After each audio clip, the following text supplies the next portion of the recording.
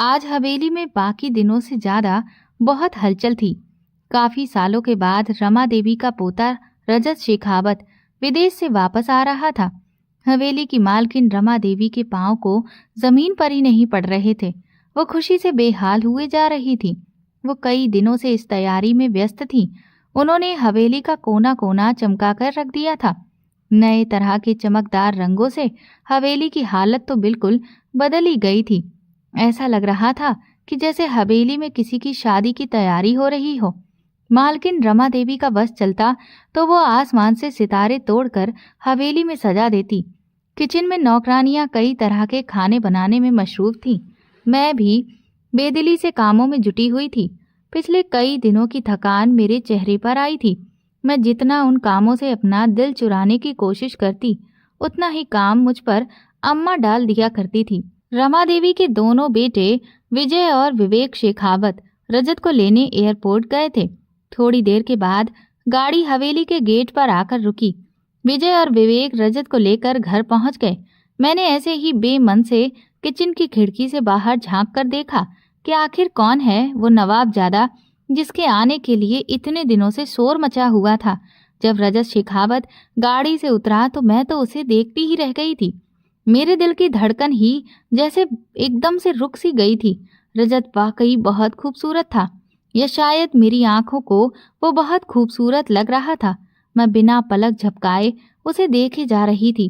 वो मुस्कुराकर सबसे मिल रहा था, मगर उसकी आंखें उदास थीं। शायद उसे अपने स्वर्गवासी माँ बाप की याद आ रही है। मैंने ये बात दिल में सोची। अरे वहाँ गुमसुम खड़ी क्या कर रही हो पूनम? जल्दी से खाने के बर्तन इस मेज पर लगाओ। अम्मा की आवाज ने मुझे हकीकत की दुनिया में वापस ला दिया था। मैं जल्दी से मुड़ी और अम्मा के हाथ से बर्तन लेकर खाने की मेज पर सजाने के लिए भागी। मेरा नाम पूनम है। मैं अपनी माँ की इकलौती बेटी थी।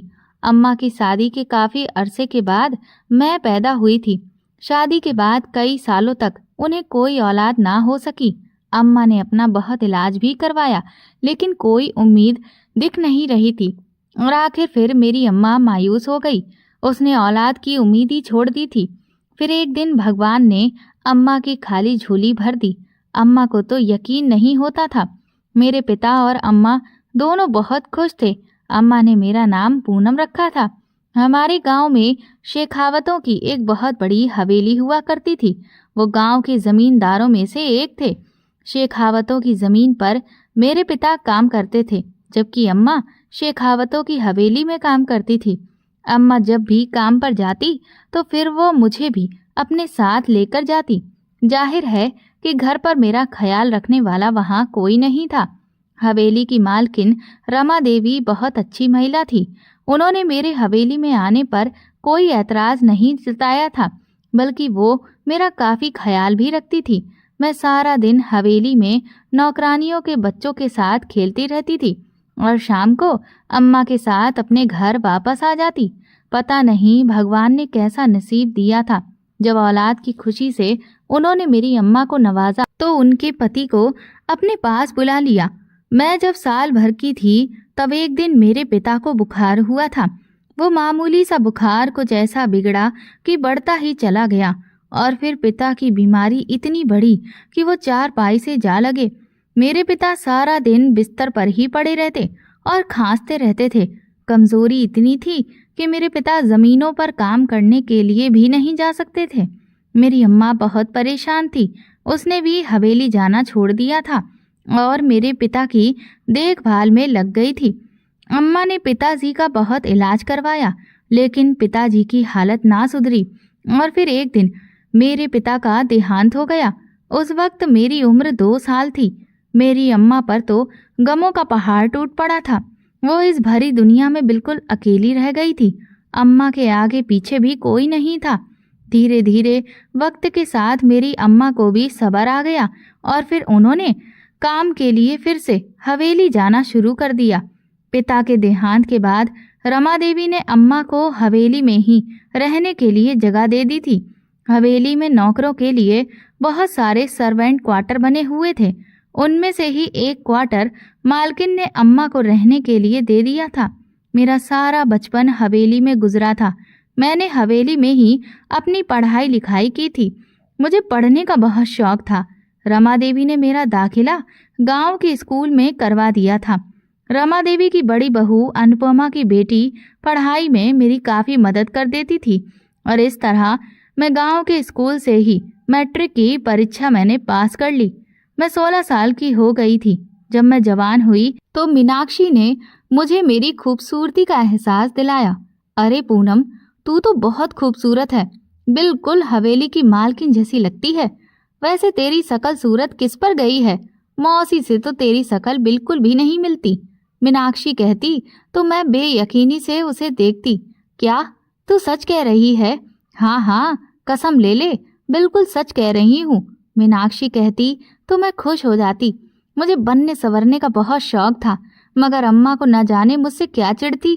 वो मेरे लंबे घने बालों को तेल लगाकर उन्हें अच्छे से चिपका कर चुटिया बना देती। ना वो मुझे अपनी आंखों में काजल लगाने देती, ना होठों पर लिपस्टिक। मुझे अम्मा की पाबंदियों से बहुत चिढ़ होने लगी थी। मेरी अम्मा हवेली की पुरानी नौकरानी थी, इसीलिए रमा देवी को अम्मा पर बहुत भरोसा था। हवेली के तमाम रोजमर्रा के कामों की जिम्मेदारी वो अम्मा को ही देती थी। रमा देवी के 4 बच्चे थे। उनके बड़े बेटे विजय शेखावत, फिर अरविंद और विवेक थे। सुमित्रा भी अपने तीनों भाइयों से छोटी थी। रमा देवी ने अपने सबसे बड़े बेटे विजय का रिश्ता अपनी सहेली की बेटी मीरा से तय किया था और छोटे बेटे अरविंद का रिश्ता अपनी भतीजी जया से तय किया था। रमा देवी के भाई के 2 ही बच्चे थे और फिर इस रिश्ते के बदले में उनके भाई ने अपने इकलौते बेटे से उनकी लाडली बेटी सुमित्रा का रिश्ता तय कर लिया था। रमा देवी को भला क्या ऐतराज हो सकता था? अमित उनका भतीजा था और लाखों में एक था और बहुत सारी जमीन जायदाद का इकलौता वारिस भी था। और इस तरह रमा देवी ने अपनी बेटी का रिश्ता अपने भतीजे अमित से तय कर दिया। ये रिश्ता बट्टे सट्टे की बुनियाद पर तय हुआ था। रमा देवी ने बड़ी धूमधाम से अपने दोनों बेटों की शादी की थी। हवेली में पूरा महीना बिल्कुल जश्न का माहौल रहा था, मगर ना जाने क्यों अमित और सुमित्रा की शादी ना हो सकी। सुना था कि सुमित्रा को अमित पसंद नहीं था और सुमित्रा ने अपने भाइयों की मर्जी के खिलाफ जाकर अपनी पसंद के लड़के से शादी कर ली थी, जो शेखावत खानदान जैसे रुतबे से नहीं था। तब से हवेली में सुमित्रा का नाम लेना भी गुनाह समझा जाता था। रमा देवी सुमित्रा की हरकत की वजह से बहुत दुखी थीं। न जाने हवेली की खुशियों को किसकी नज़र लग गई थी। अभी बेटी का दिया हुआ जख्म भर नहीं पाया था कि तब तक एक दूसरा सदमा उनको मिल गया था। एक दिन शहर जाते हुए रमा देवी के दूसरे बेटे अरविंद और जया का एक रोड एक्सीडेंट में देहांत हो गया। रमा देवी पर तो जैसे कयामत ही टूट पड़ी थी। अरविंद उनका सबसे काबिल और उनकी इज्जत करने वाला बेटा था। भगवान का शुक्र था कि उस वक्त अरविंद का बेटा रजत उनके साथ में नहीं था, वो अपने मामा अमित के पास था। रजत अपने मामा का बहुत लाडला था और उसे अपने मामा के साथ बहुत लगाव था।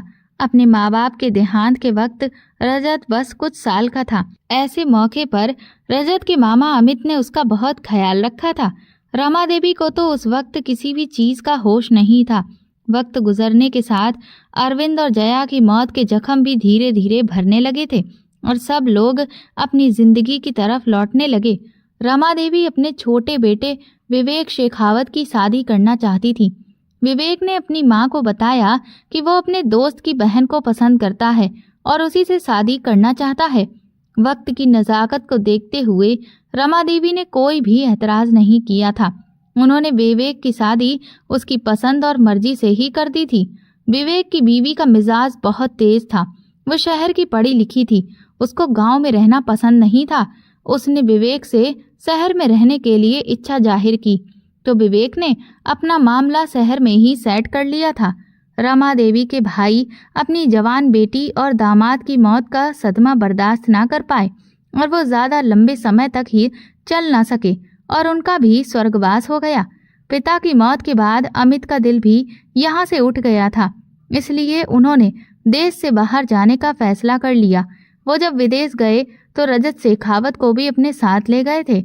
इस दौरान रजत कुछ एक बार ही भारत वापस आया था, लेकिन अब वो अपनी पूरी पढ़ाई करने के बाद भारत लौट आया था। रमा देवी के बड़े बेटे हवेली में ही रहते थे और हवेली की जमीन और हवेली का काम भी वही संभालते थे। उनके एक बेटी और एक बेटा था। उनकी बेटी का रिश्ता भी तय हो चुका था। रमा देवी के छोटे बेटे के 3 बच्चे थे, एक बेटी और 2 छोटे बेटे थे।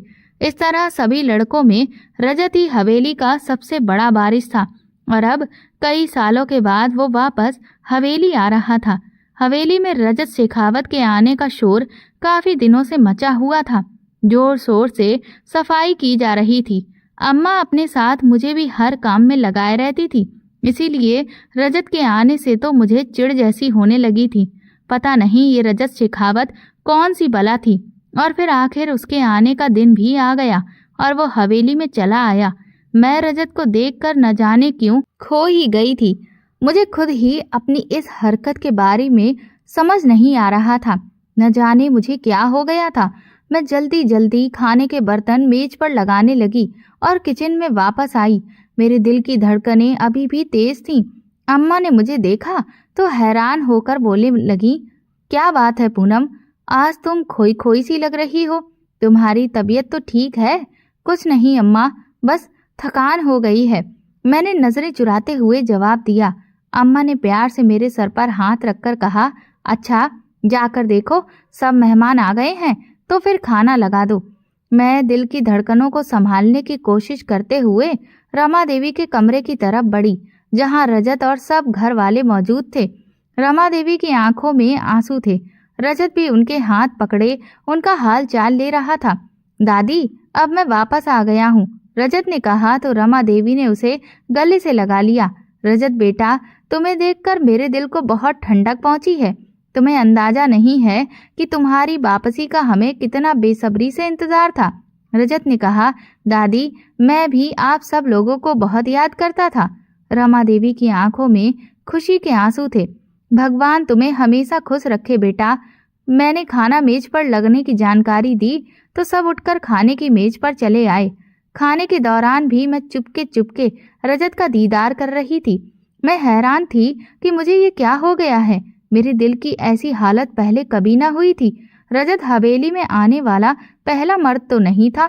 इससे पहले भी काफी मेहमान हवेली में आते जाते थे। रमा देवी का खानदान काफी बड़ा था और अक्सर उनके रिश्तेदार हवेली में आते थे, जिनमें नौजवान और खूबसूरत लड़के भी होते थे।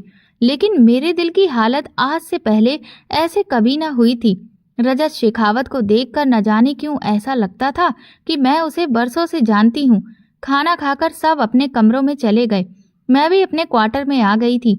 अम्मा तो अभी भी किचन में व्यस्त थी, मगर मेरे थक जाने के ख्याल से अम्मा ने मुझे आराम करने के लिए क्वार्टर में भेज दिया था। मैं अपने कमरे में बैठी थी। रजत की तस्वीर मेरे दिलो दिमाग पर बार बार आ रही थी। काश मैं भी गरीब घर की बजाय हवेली में पैदा हुई होती। मेरी आंखों में आंसू थे। ये मुझे क्या हो गया है? मैंने खुद को झिझोड़ा। मैं क्यों ये सब सोच रही हूँ? क्या ये मुमकिन है कि एक नवाबजादा मुझ जैसी मामूली नौकरानी की तरफ देखे? मैं चांद को पाने के ख्वाब देख रही थी, मगर मोहब्बत ऐसी नहीं होती है जैसी दिखती है। बरसों पहले हवेली की बेटी सुमित्रा ने भी तो मोहब्बत के हाथों मजबूर होकर यही किया था। अमित जैसे शानदार और दौलतमंद आदमी को छोड़कर उसने अपने एक गरीब क्लास फेलो से शादी कर ली थी। हवेली में सुमित्रा का जिक्र तक कोई नहीं करता था, मगर अपनी सहेली मीनाक्षी की जुबानी मुझे हवेली की काफी बातें मालूम हो गई थी। मीनाक्षी की माँ गीता भी काफी अच्छे से हवेली में काम कर रही थी और वो हवेली के सब राज जानती थी। वो अक्सर मीनाक्षी से हवेली की बातें करती रहती और मीनाक्षी वो सब बातें मुझे बता देती थी। अम्मा तो हवेली के लोगों के बारे में कभी कुछ बात मुझसे नहीं करती थी। अगर कभी मैं अम्मा से कुछ पूछती तो वो मुझे उल्टा डांट कर चुप करा देती और कहती कि मालिकों की बातों पर ज्यादा ध्यान देने की जरूरत नहीं है, अपने काम पर ध्यान दो और इन सब मामलों से दूर रहा करो। अम्मा की डांट खाकर मैं चुप हो जाती। मैं रजत के सारे काम अपने जिम्मे ले चुकी थी। अम्मा हैरान थी कि मुझे क्या हो गया है। मैं तो हमेशा काम से जान छुड़ाती थी, लेकिन रजत का काम तो मैं दिलो जान से करती थी। अम्मा खुश थी कि शायद मैं सुधर गई थी, मगर अम्मा नहीं जानती थी कि जब से रजत यहाँ आया था, मेरे दिल की धड़कनें अब कुछ अजीब तरह से चलने लगी थी। मैं जागती आंखों से उसके सपने देखने लगी थी। मैंने इस बारे में किसी को भी कुछ नहीं बताया। एक दिन रजत शेखावत लॉन्ज में बैठा अपने फोन में व्यस्त था। शायद वो गुस्से में था। उसकी माथे की नसें तनी हुई दिख रही थी। मैं कमरे की सफाई करते हुए बार बार उसे ही देख रही थी। वो बहुत खूबसूरत था। तभी रजत ने नजरें उठाकर मुझे देखा। मैं एकदम से घबरा गई और जल्दी से सर झुकाकर मेज साफ करने लगी। सुनो लड़की, उसने इशारा किया, एक गिलास पानी लेकर आओ। जी साहब। मैं जल्दी से पानी लेकर आई। रजत ने पानी का गिलास पकड़ते ही मेरी आंखों में झांका तो मेरा हाथ कांप गया और पानी का गिलास रजत के ऊपर जा गिरा। अरे तुम क्या पागल हो? वैसे गुस्से से ऐसे उठ खड़ा हुआ था। तुम्हें दिखाई नहीं देता क्या? उसके चिल्लाने से मेरी आंखों में आंसू आ गए थे। मेरी रोनी शक्ल देखकर उसे मुझ पर रहम आ गया। अच्छा चलो ठीक है, तुम जाओ यहाँ से, रजत ने कहा तो मैं तुरंत ही सरपट भागती हुई किचन में पहुंची और वहां जाकर ही दम लिया। कुछ दिनों में हवेली के सारे मेहमान चले गए थे और विवेक भी अपनी पत्नी और बेटे के साथ शहर निकल गए थे। लेकिन विवेक की पत्नी की भतीजी पूजा हवेली में ही रुकी हुई थी। वो अपना कोई ऐसा प्रोजेक्ट तैयार कर रही थी जिसमें गांव के माहौल की कुछ जरूरत थी। मुझे इस सब के बारे में कुछ ज्यादा जानकारी नहीं थी। पूजा और रजत अक्सर घूमने फिरने निकल जाते थे। पूजा बड़ी ही मॉडर्न और खूबसूरत लड़की थी। वो शहर की पढ़ी लिखी थी। वैसे तो वो काफी नखरे वाली थी, लेकिन रजत के साथ उसका रवैया काफी अलग था। दोनों की काफी दोस्ती हो गई थी। मीनाक्षी ने बताया था कि रजत और पूजा की शादी की बातें हवेली में चल रही हैं और जल्दी ही इन दोनों की मंगनी का ऐलान होने वाला है। मैं ये खबर सुनकर उदास हो गई थी। मैं जानती थी कि मीनाक्षी की कोई खबर कभी गलत नहीं होती। जिस अंदाज में पूजा रजत पर अपना हक जमाती थी और धड़ल्ले से उसके साथ घूमती फिरती थी, उसे देखकर तो यही लगता था कि जल्दी ही दोनों की शादी का ऐलान कर दिया जाएगा। मीनाक्षी ने यह भी बताया था कि रमा देवी को पूजा की आजाद ख्याली बिल्कुल पसंद नहीं। शायद यही वजह थी कि अभी तक दोनों की शादी की घोषणा नहीं हो सकी थी। आज सुबह से ही मौसम काफी अच्छा था। आसमान पर बादल छाए हुए थे। रजत और पूजा लॉन में बैठे थे। रजत को उस वक्त चाय पीने की आदत थी। मैंने दोनों के लिए चाय बनाकर लॉन में मैं लेकर पहुंची। रजत ने मुझे गौर से देखा। वो मुझे देखकर कुछ चौंक गया था। शायद उसे डर था कि मैं कहीं चाय का कप उसके ऊपर उड़ेल ना दूं।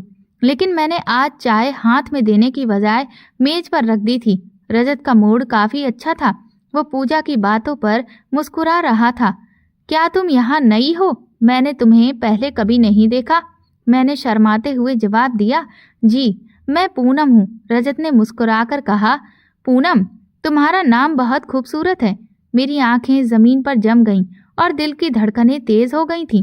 पूजा को रजत का मुझसे बात करना अच्छा नहीं लगा था। उसकी पेशानी पर बल पड़ गए थे। तुम यहाँ क्या बातें बनाने खड़ी हो गई हो? जाओ यहाँ से, उसने गुस्से से कहा तो मैं घबराकर वापस पलटी। इन नौकरों को ज्यादा मुंह नहीं लगाना चाहिए। मैंने अपने पीछे पूजा की आवाज सुनी। मेरा दिल दुख से भर गया था। रजत ने न जाने क्या कहा था। मैं तेजी से किचन में आ गई। मेरी आंखों में आंसू थे। अगर मैं गरीब थी तो उसमें मेरा क्या कसूर था? लेकिन मैं खुश थी कि रजत का रवैया मेरे साथ बहुत अच्छा था। उसने मेरे नाम की तारीफ की थी। रजत लाख जिद्दी या बददिमाग सही, लेकिन नौकरों के साथ उसका रवैया हमेशा अच्छा होता था। उस दिन अम्मा ने मुझे रजत के कपड़े प्रेस करने के लिए दिए। पूनम, जल्दी से रजत साहब के कपड़े प्रेस करके ला। साहब को बाहर जाना है, जल्दी करना। मैं कपड़े लेकर इस्त्री स्टैंड पर आ गई और इस्त्री करने लगी। मैं कपड़े इस्त्री करके जैसे ही मुड़ी, पीछे खड़े रजत के चौड़े सीने से टकरा गई। इस अचानक हुई हरकत पर मैं अपना वजन संभाल ना सकी। मैं नीचे गिरने ही वाली थी कि रजत ने मेरी कमर के इर्द गिर्द बाजू डालकर मुझे संभाल लिया। वो ना जाने कब खुद ही कपड़े लेने मेरे पीछे आ खड़ा हुआ था और अपने ध्यान में मुझे एहसास ही नहीं हुआ। मैं एकदम घबरा गई थी। मेरे दिल की धड़कनें जोरों से धड़कने लगी थी।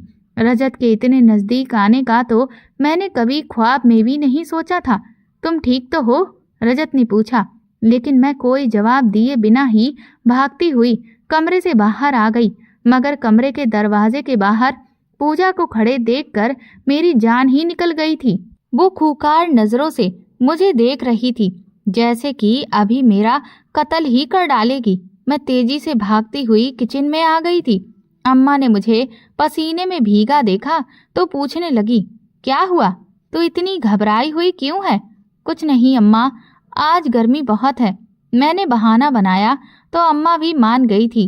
उस दिन के बाद मुझे रजत के सामने जाते हुए शर्म आ रही थी। पता नहीं रजत क्या सोचता होगा, और पूजा ने अगर अब मुझे रजत के आसपास देखा तो वो मुझे कच्चा ही चबा डालेगी। अक्सर रजत सोकर इतनी देर से उठता था कि सफाई वाली नौकरानी सफाई करके चली जाती थी। अम्मा ने मुझे रजत के कमरे की सफाई करने का कहा तो मैं उसके कमरे में चली आई। रजत तो हवेली से बाहर गया था, इसीलिए मैं बेफिक्र होकर सफाई करने लगी। मैं रजत के कमरे में पहली बार आई थी। उसका कमरा बड़ा ही खूबसूरती से सजा हुआ था। कमरे में एक बड़ी अलमारी थी जिसमें कीमती कपड़े और विदेशी सामान रखा हुआ था। सामने की दीवार पर एक बड़ी खिड़की थी जिससे बाहर का खूबसूरत मंजर दिखाई देता था। बिस्तर के साथ ही एक छोटी सी मेज रखी थी जिस पर रजत की तस्वीर रखी हुई थी। उसकी तस्वीर साफ करते हुए मेरी नजरें तस्वीर पर जम गईं और मैं तस्वीर में खो गई। एसी की ठंडक में मुझे नींद के झोंके आने लगे थे। वैसे भी कई रातों से मैं ठीक से सो नहीं सकी थी। रजत की तस्वीर देखते ही न जाने कब मेरी आंख लग गई और मैं वहीं बिस्तर पर गहरी नींद सो गई। मुझे नहीं मालूम सोते हुए कितना वक्त गुजर चुका था। आंख खुली तो मैंने चारों तरफ देखा। कुछ लम्हे तो मुझे समझ ही नहीं आया कि मैं कहाँ हूँ, और जब याद आया तो मेरे होश उड़ चुके थे। मैं हड़बड़ाकर उठ बैठी थी। उसी वक्त कोई दरवाजा खोलकर कमरे में दाखिल हुआ था और कमरे की लाइट जला दी थी। वो रजत था। वो रात के इस पहर मुझे अपने कमरे में देखकर हैरान रह गया। तुम यहाँ क्या कर रही हो? वो मैं मुझसे कोई जवाब न बन पड़ा तो मैं घबराकर इधर उधर देखने लगी। अच्छा ठीक है, तुम जाओ यहाँ से, अभी रात बहुत हो गई है, सुबह बात करेंगे। जी अच्छा। मैंने जल्दी से सर हिलाया, लेकिन अभी मैं बिस्तर से नीचे भी ना उतर पाई थी कि पूजा दरवाजा खोलकर कमरे में दाखिल हुई और मुझे रजत के कमरे में देखकर उसकी आंखें फटी की फटी रह गईं। रजत, तुम इस वक्त इस नौकरानी के साथ कमरे में क्या कर रहे हो? उसने खूंखार नजरों से मुझे देखा। पूजा को अपने सामने देखकर मेरे होशो हवास गुम होने लगे थे। ये सब क्या है रजत? पूजा ने उससे सवाल किया। मुझे क्या पता, मैं तो खुद अभी अभी आया हूँ। झूठ मत बोलो, तुमने कहा था कि तुम आज शहर जा रहे हो, जबकि तुम हवेली में मौजूद थे। मैंने तुम्हारे कमरे की लाइट जलती देखी तो अचानक यहाँ आ गई और ये सब देख लिया। कब से चल रहा है ये चक्कर? पूजा गुस्से में चीख रही थी। बकवास बंद करो, ऐसी बात करते हुए तुम्हें शर्म नहीं आती? वाह, मुझे शर्म करनी चाहिए और तुम रंगरेलियां मनाते रहो, वो भी एक नौकरानी के साथ। Shut up. रजत ने एक जोरदार चांटा पूजा के गाल पर रसीद किया तो वो गाल पर हाथ रखे फटी फटी आंखों से हैरत से उसे देखने लगी। उसकी आंखों से शोले निकलने लगे थे। तुम्हारी इतनी हिम्मत, तुमने मुझे थप्पड़ मारा? उसने चीख चीख कर वहां शोर मचाया कि कुछ ही देर में सब इकट्ठे हो गए थे। नौकरानियां भी कमरे में झांक झांक कर हालात समझने की कोशिश कर रही थी। मेरा हुलिया भी उस वक्त ऐसा था कि कोई भी शक में पड़ सकता था। दुपट्टा बेड से नीचे गिरा हुआ था, बाल बिखरे हुए थे और मैं बेड पर बैठी रोए जा रही थी। इस परिस्थिति से मैं बहुत घबराई हुई और भयभीत थी। रमा देवी ने सबको डांट कर भगाया। क्या हो रहा है? ये सब क्या तमाशा लगा रखा है तुमने पूजा? ये तो आप अपने लाडले से पूछें और इस नौकरानी से जिसे आप लोगों ने सर चढ़ा रखा है। देखिए, आधी रात को ये क्या गुल खिला रही है आपके पोते के साथ। फजूल बातें बंद करो पूजा। रजत मेरे कमरे में था, मेरी तबीयत खराब थी, इसीलिए वो शहर नहीं गया और अभी खुद मैंने उसे कमरे में भेजा है और तुमने बात को सोचे समझे बिना क्या तमाशा खड़ा कर दिया। उन्होंने भी पूजा को लताड़ लगाई। अब पूजा की अकल में बात आई थी। उसने बिना सोचे समझे ही रजत पर इतना बड़ा इल्जाम लगा दिया। रमा देवी ने उसकी अकल ठिकाने लगाई तो वो फौरन वहां से भाग निकली। अब की बार रमा देवी मेरी तरफ मुखातिब हुई। तुम रजत के कमरे में क्या कर रही थी? उन्होंने माथे पर बल डालकर पूछा तो मैं डर के मारे थर-थर कांपने लगी। वो मैं सफाई करने आई थी। इस वक्त कौन सी सफाई होती है? रमा देवी का लहजा तेज और चुभता हुआ था। वो दरअसल मेरी आंख लग गई थी। मुझे पता नहीं चला, इतना वक्त गुजर गया। मैंने शर्मिंदा होते हुए वही बता दिया जो सच था। अब की बार रमा देवी कुछ नरम पड़ गई थी। ठीक है, तुम जाओ यहाँ से, उन्होंने नरमी से कहा तो मैं लपक कर कमरे से बाहर निकल गई। मैं अपने आप को कोसते हुए फौरन अपने क्वार्टर की तरफ बढ़ी थी। मेरी सुस्ती और कहीं भी सो जाने की आदत ने आज मुझे किस मुकाम पर लाकर खड़ा किया था।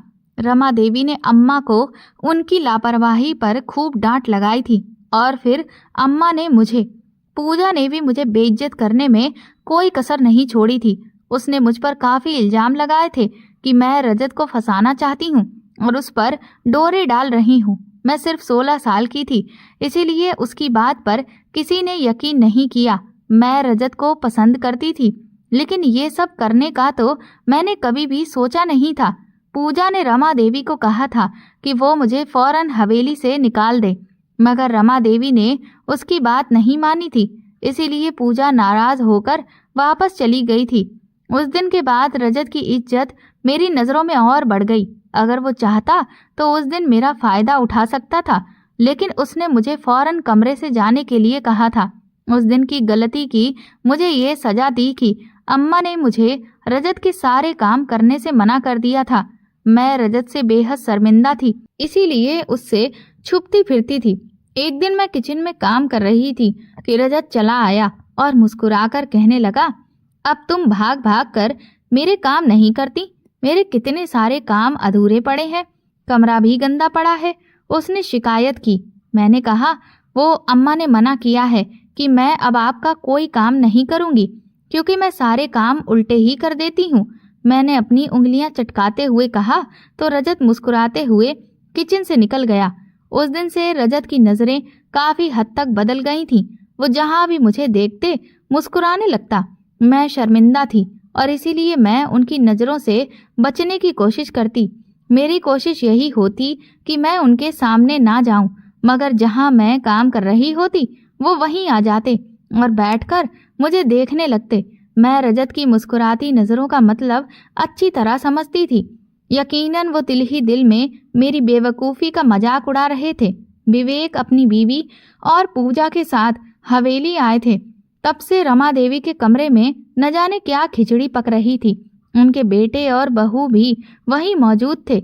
मीनाक्षी ने बताया कि विवेक अपनी माँ से पूजा और रजत की शादी की बात करने आए थे, लेकिन रजत ने पूजा से शादी करने से साफ इनकार कर दिया। इस वजह से पूजा की बुआ बहुत गुस्से में थी। आपने एक नौकरानी को मेरी भतीजी पर ज़्यादा तरजीह दी। आपको तो उसी वक्त उसे उसकी माँ को हवेली से चलता कर देना चाहिए था, और आपने पूजा को वापस शहर आने दिया और उसको हवेली में बिठा रखा है। विवेक की पत्नी ने कहा, सासू माँ, आप जानती हैं कि मेरी भतीजी पूजा बहुत जज्बाती है। उसके लिए बहुत रिश्ते हैं, लेकिन वो रजत से शादी करना चाहती है और गलती सिर्फ उसकी नहीं है, रजत की भी है।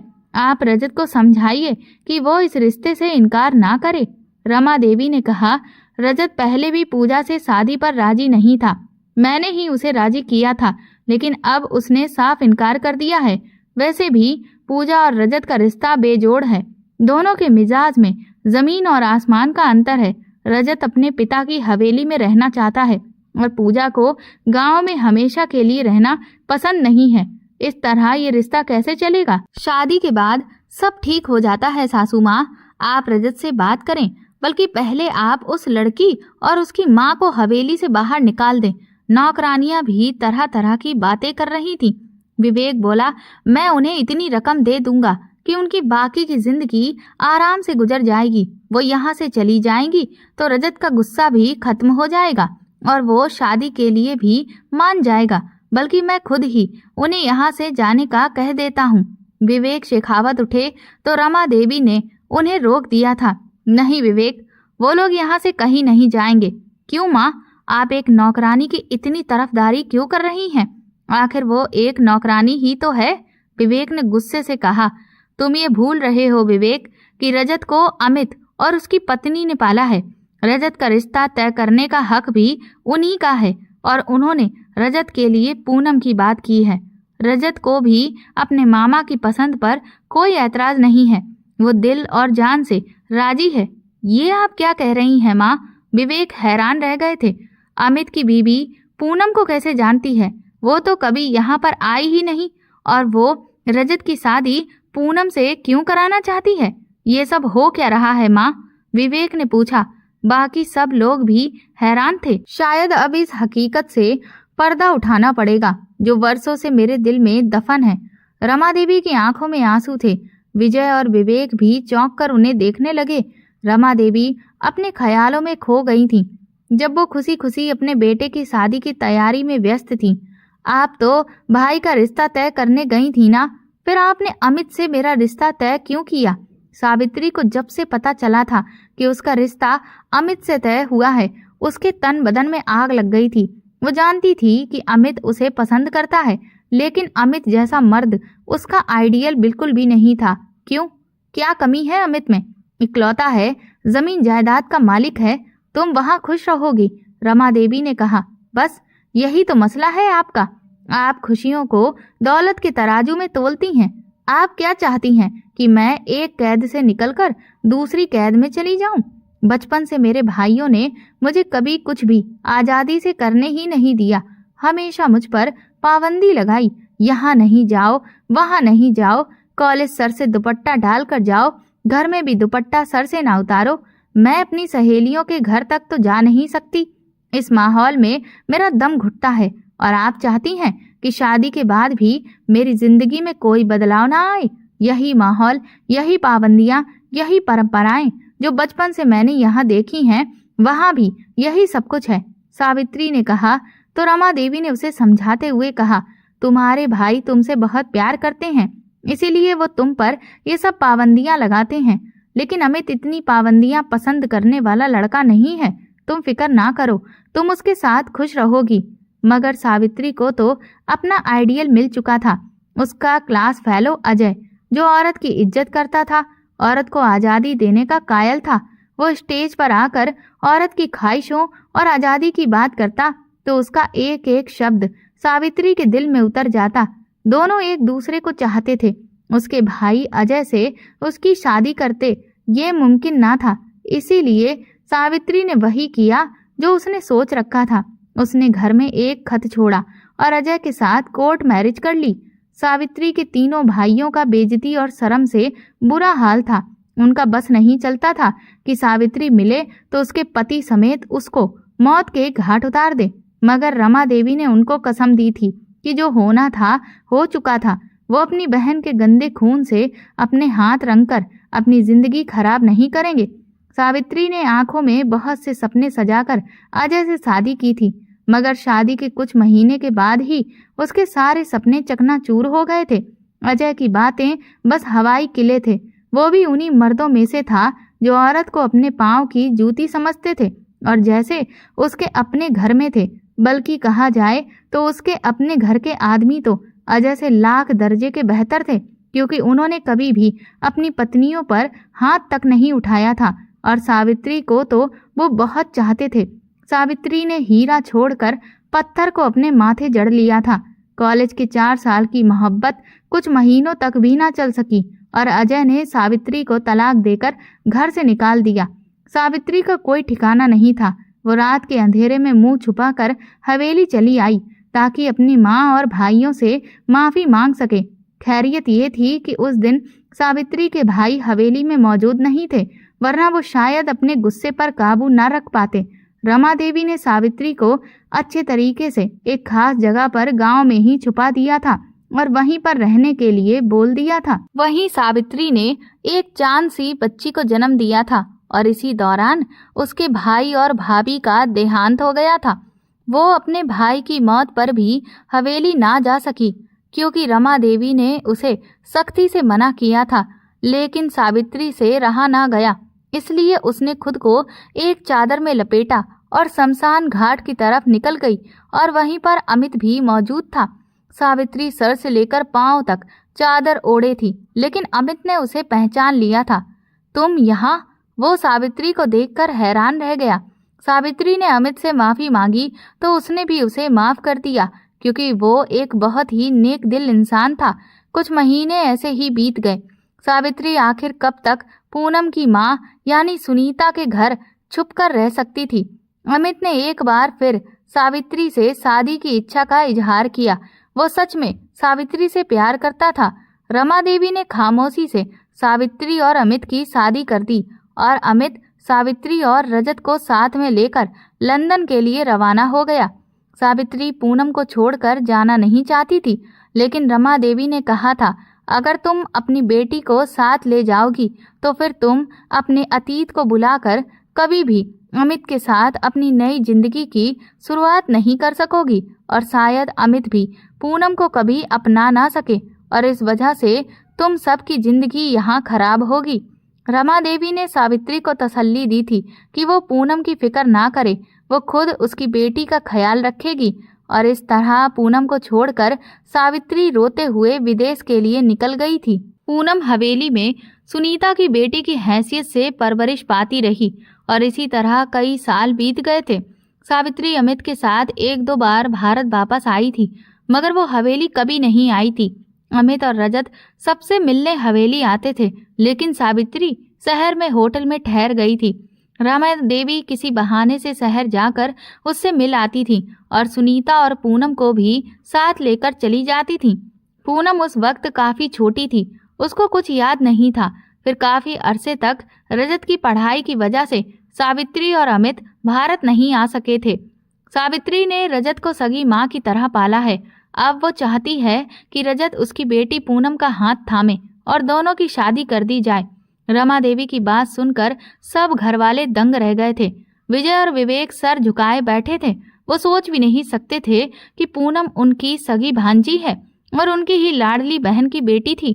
ये सच था कि उन्होंने अपनी बहन को बहुत प्यार किया था, मगर नफरत भी उतनी ही की थी।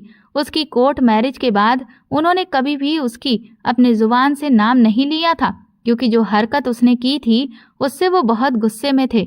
मगर वक्त गुजरने के बाद कई बार उन्हें अपनी बहन सावित्री की याद आई थी। हवेली में जिसने भी ये खबर सुनी वो हैरान रह गया था कि पूनम सावित्री की बेटी थी।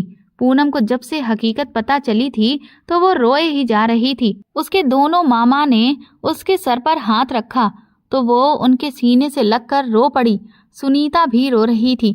भगवान ने उसे औलाद नहीं दी थी, मगर उसकी खाली गोद को पूनम ने भर दिया था। पूनम को अपनी सगी माँ से मिलने की बहुत तमन्ना थी। सावित्री अमित के साथ वापस आई तो उसके भाइयों ने उसे माफ करके गले से लगा लिया। पूनम भी अपनी माँ से मिलकर रोती रही। सबकी आंखों में आंसू थे। देखा, मैं न कहती थी कि तुम मुझे सुनीता मौसी की बेटी कहीं से नहीं लगती। मीनाक्षी ने पूनम के कान में धीरे से कहा तो वो हंस पड़ी। पूनम और रजत की शादी बड़े धूमधाम से हुई। पूनम को तो यकीन ही नहीं हो रहा था कि वो रजत शेखावत को पाने की जो दुआएं करती थी वो ऊपर वाले ने कबूल कर ली थी। रजत और मेरी शादी हो गई और एक बार फिर मैं रजत के कमरे में आ गई थी। मैं सिमटी हुई सोफे पर बैठी हुई थी जब रजत मुस्कुराता हुआ कमरे में दाखिल हुआ और बोला, उस दिन तो तुम बहुत ही धड़ल्ले से मेरे बिस्तर पर सो रही थी और आज जब तुम्हारा इस बिस्तर पर बैठने का पूरा हक बनता है तो फिर सोफे पर क्यों बैठी हो? रजत ने शरारत से कहा तो मैंने शर्मा कर अपना सर झुका लिया। रजत ने मेरा हाथ पकड़कर मुझे अपने साथ बिस्तर पर बिठा लिया था। आपको पहले से मालूम था कि मैं सावित्री माँ की बेटी हूँ? मैंने रजत से पूछा। हाँ, मामा ने मुझे सब बता दिया था, इसलिए मैंने तुम्हारा नाम पूछा था। मैं जानता था कि तुम सावित्री माँ की बेटी हो, लेकिन माँ ने शादी पर कोई जोर नहीं दिया था। ये मेरा अपना फैसला था। लेकिन आप मुझसे शादी क्यों करना चाहते थे? तुम जो हर वक्त मुझे छुप छुप कर देखा करती थी, तो मैंने सोचा चलो शादी कर लूं ताकि तुम हर वक्त मेरी नज़रों के सामने रहो। रजत ने कहा तो मुझे हंसी आ गई थी। ये सच था कि आज मैं बहुत खुश थी। मैं रजत के कंधे पर सर रखकर सुकून से आंखें बंद कर ली। मैं अब तक सिर्फ कहानियों में ही पढ़ती आई थी कि एक दिन एक राजकुमार आता है और एक गरीब लड़की को अपने साथ ब्याह कर ले जाता है। इस कहानी को आज मैं हकीकत में जी रही थी और बहुत खुश थी। दोस्तों, अगर आपको हमारी कहानी पसंद आई है तो कमेंट करके ज़रूर बताएं और वीडियो को लाइक करके ज़्यादा से ज़्यादा शेयर करें। चैनल पर नए हैं तो सब्सक्राइब करें और हाँ, नोटिफिकेशन बेल को ज़रूर दबाएं ताकि अगली अपडेट सबसे पहले आपको मिले। धन्यवाद।